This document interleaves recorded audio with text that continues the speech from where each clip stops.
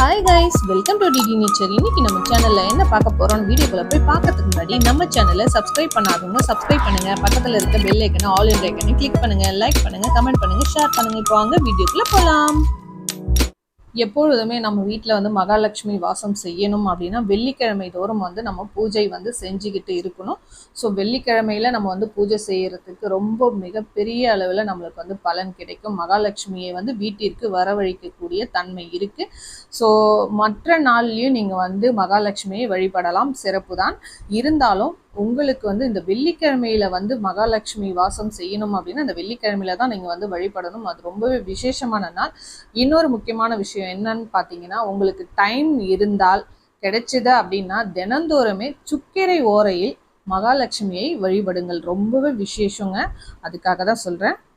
நம்ம வீட்டில் வந்து மகாலட்சுமி வாசம் செய்தாலே நமக்கு இருக்கக்கூடிய அனைத்து கஷ்டங்களும் வந்து விலகிடும். சரி, இப்போ நம்ம வந்து வழிபடுங்கள் அப்படின்னு சொல்லிட்டேன்.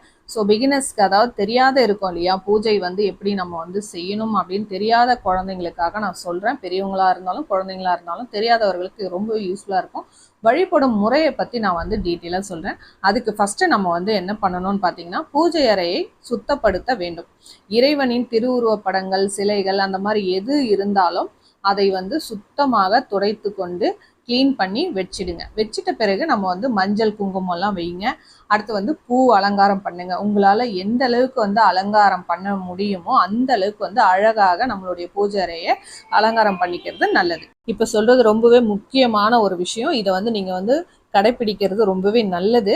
ஸோ இதை நான் கட்டாயப்படுத்தலை, அது அவங்கவுங்களுடைய விருப்பம். இதை செய்தால் நல்லா இருக்கும். நம்மளுடைய பூஜை அறையில் மகாலட்சுமி எப்பொழுதுமே வந்து வாசம் செய்வாள். அதுக்காக தான் சொல்கிறேன். ஃபஸ்ட்டு வந்து ஒரு மஞ்சள் நிற துணியில் வந்து சிறிதளவு கல் உப்பு, ஒரு சின்ன வசம்பு துண்டு, 3 மிளகு வைத்து முடிச்சாக கட்டி கொள்ளுங்கள். இந்த முடிச்சை பூஜை அறையில் மகாலட்சுமியின் திருவுருவ படத்திற்கு முன்பு வைத்து விடுங்கள். அப்படி இல்லை, உங்களுக்கு படமாக இல்லை சிலையாக இருக்கு அப்படின்னா வச்சுக்கலாம். நம்ம விளக்கேற்றி பூஜை செய்த பின் அந்த முடிச்சு மகாலட்சுமியின் திருவுருவ படத்திற்கு முன்பு அப்படியே சிறிது நேரம் இருக்கட்டும். இப்போ நீங்கள் வந்து இதெல்லாம் இந்த 3 பொருளும் அதில் வச்சு நீங்கள் வந்து முடிச்சு போட்டு மகாலட்சுமி திருவுருவ படத்தாண்டியே வச்சு வைங்க. கொஞ்ச நேரம் வைக்கணும் அப்படின்னு சொல்லிட்டு அதுக்கப்புறம் என்ன பண்ணணும் இந்த முடிச்சு அப்படின்றத சொல்கிறேன்.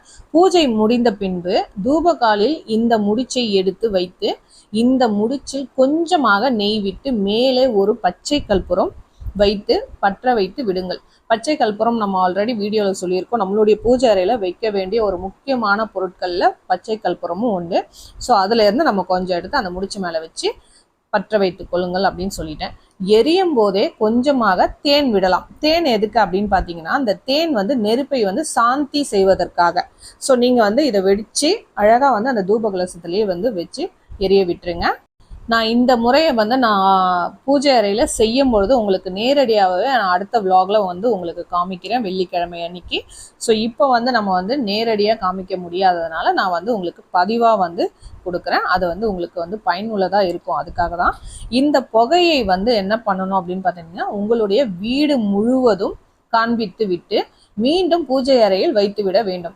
நம்ம சாம்பிராணி எல்லாம் போடுவோம் இல்லையா, சாம்பிராணி புகை எப்படி நம்ம வீட்டுக்கு முழுக்க வந்து காமிப்போமோ அதே மாதிரி காமிச்சு விட்டுட்டு அதுக்கப்புறம் அந்த தூப கலசத்தோட எடுத்துட்டு போய் பூஜை அறையிலேயே வச்சிருங்க.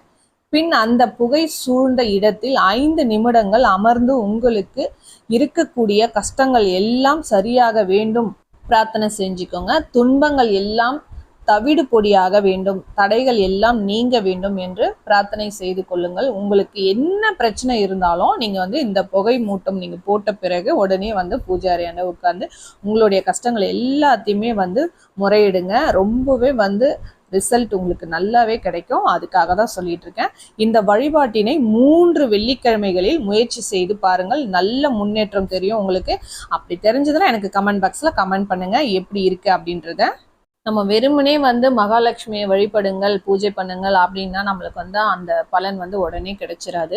இந்த மாதிரி நீங்கள் வந்து செஞ்சு பாருங்கள். இந்த 3 வெள்ளிக்கிழமையில வந்து உங்களுக்கு நல்லாவே வந்து பலன் கிடைக்கும் அப்படின்னு சொல்லியிருக்கேன்.